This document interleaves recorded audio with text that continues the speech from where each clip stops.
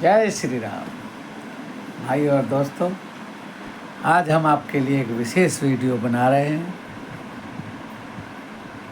पितृ पक्ष श्राद्धों में करने वाले विशेष उपाय, जिससे पितरों की असीम कृपा प्राप्त हो और सारे रुके हुए काम बने, घर में मंगल कार्य रुके हुए हों वो भी बने, घर में खुशियाँ ही खुशियाँ आएँ, अपार धन आए। एक ऐसे अचूक उपाय आपको हम आज बताने जा रहे हैं। कागज़ और पेन लेकर उनको नोट डाउन करें और लाभ प्राप्त करें। और ये वीडियो बहुत विशेष है, बहुत रिसर्च के बाद मैंने तैयार किए हैं। इस वीडियो को अपने रिश्तेदारों में शेयर करें, सब इसका लाभ उठाएं। जिसके घर में पितृदोष हो उसका भी उपाय बताएंगे, बहुत सस्ता उपाय। उस सब से भगवान की कृपा होगी, पितरों की कृपा होगी और सब विघ्न दूर होंगे। आइए शुरू करते हैं। इस बार जो श्राद्ध पितृ पक्ष है वो 7 सितंबर पूर्णमासी से शुरू होकर 21 सितंबर 2025 अमावस्या को समाप्त होगा। 22 सितंबर से नवरात्रा प्रारंभ हो जाएगा। तो जो आखिरी श्राद्ध है 21 सितंबर अमावस्या का है। अब हमें क्या है कि ये 16 दिन हैं, इन 16 दिनों में, पितृ पक्ष के 16 दिनों में देवलोक से धर्मराज की आज्ञा से सारे पितर अपने इस मृत्यु लोक में आ जाते हैं और अपने अपने घर के दरवाजे पर आकर बैठ जाते हैं। और वो घर पर दरवाजे पर आकर ये देखना चाहते हैं, देखते हैं कि हमारे जो परिवार है, हमारा ख़ानदान है, उसमें उनका कैसा आचरण, कैसा व्यवहार है। क्या वो हमें याद करते हैं या हमारे निमित्त कोई दान करते हैं। वो पानी की और भोजन की आस लेकर वो रोज़ हमारे दरवाजे पर बैठे रहते हैं। और इसलिए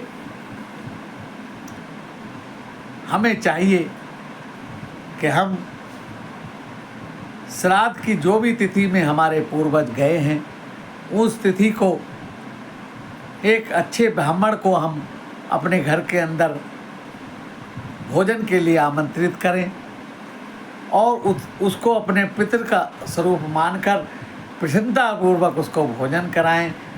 जो भी सामर्थ्य के अनुसार बढ़िया से बढ़िया भोजन बन सके, खीर, पूरी, सब्जी, रायता, और अच्छी तरह संकल्प करके उस पितृ के नाम का और उसको भोजन ब्राह्मण को कराएं और अंत में उसको दक्षिणा दे।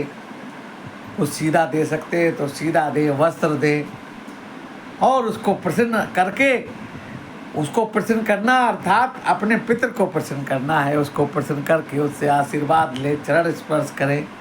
सारे परिवार को उससे आशीर्वाद लेना चाहिए।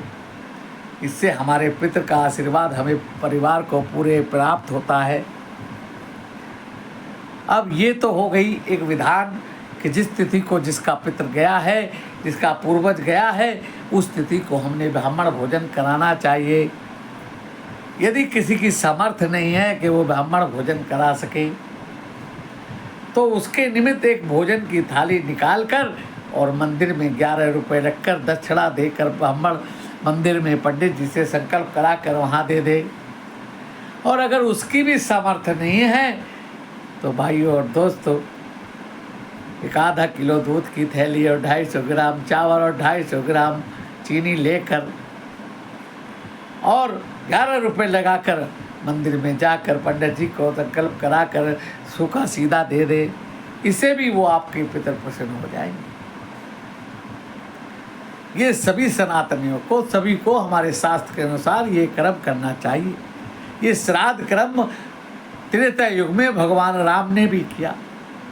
जब उस समय भगवान त्रेता युग में गमन के दौरान गया जी पहुंच गए और कहाँ गया जी में जाकर भगवान राम ने अपने पिताजी का श्राद्ध किया। तो इसलिए हमें सबको अपने पूर्वजों का श्राद्ध करना चाहिए। और ज़िंदगी में एक बार गया जी जाकर जरूर श्राद्ध करना चाहिए। जो गया जी का श्राद्ध कर आता है उसको फिर कोई बंधन नहीं, उसको वो घर में श्राद्ध करे या ना करे, अपने पितर को केवल याद करे तब भी उसके पितर प्रसन्न रहते हैं, क्योंकि उनकी मुक्ति हो जाती है। एक बार जो अपने पितर के नाम का श्राद्ध गया जी में कराता है उसके पितर मुक्त होकर स्वर्ग लोक में चले जाते हैं, वैकुंठ लोक में चले जाते हैं, भगवान विष्णु के धाम में चले जाते हैं। वो फिर पितर नहीं रहते।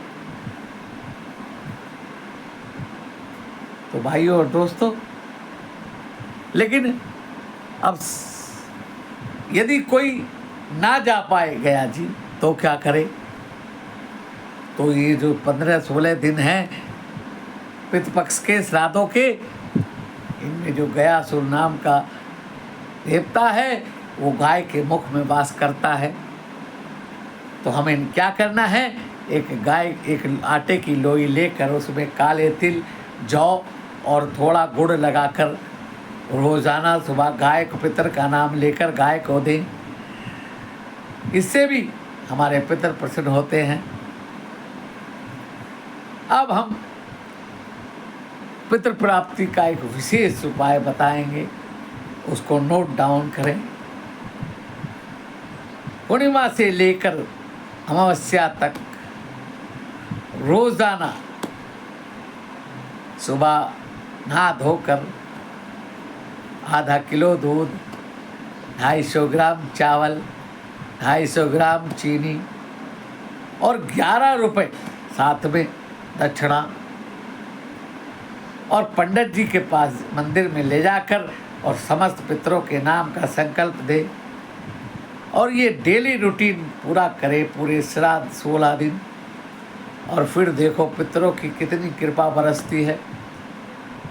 सारे रुके हुए काम तुरंत बनेंगे, घर में मंगल कार्य होंगे, किसी का विवाह रुका है वो हो जाएगा। सब पितरों की कृपा से होता है। घर बनना, संतान का होना, विवाह का होना, ये सब पितरों के आशीर्वाद के बिना संभव नहीं है। जिसके घर में विवाह नहीं होता है, संतान नहीं हो रही है, उसके घर में पितृदोष है। वो अपने पितृदोष की शांति कराए। उपाय हम बता रहे हैं। और अगर कोई ये चावल दूध वाला उपाय ना कर सके तो एक पान का पत्ता ले, उस पर काले तिल और जौ और थोड़ी चीनी या गुड़ रखकर पीपल के पेड़ की जड़ पे रखाए और पितृदेव का नाम लेकर रखाए। उसी से भी पितृदेव प्रसन्न होंगे और आशीर्वाद देंगे। और जिसके घर में विशेष पितृदोष है उसका उपाय भी हमारे पास है। अमावस्या के दिन एक डोने में चावल, एक मुट्ठी चावल रखे, उसमें एक कपूर रखकर दरवाजे के मुख्य द्वार के बाहर रख दे।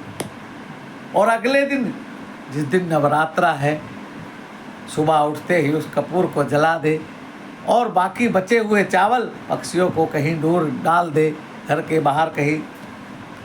इससे उसको पितरों की प्रसन्नता और माता का भी आशीर्वाद साथ में मिलेगा, उसका पितृदोष दूर हो जाएगा। इतने सरल उपाय हम आपको बता रहे हैं।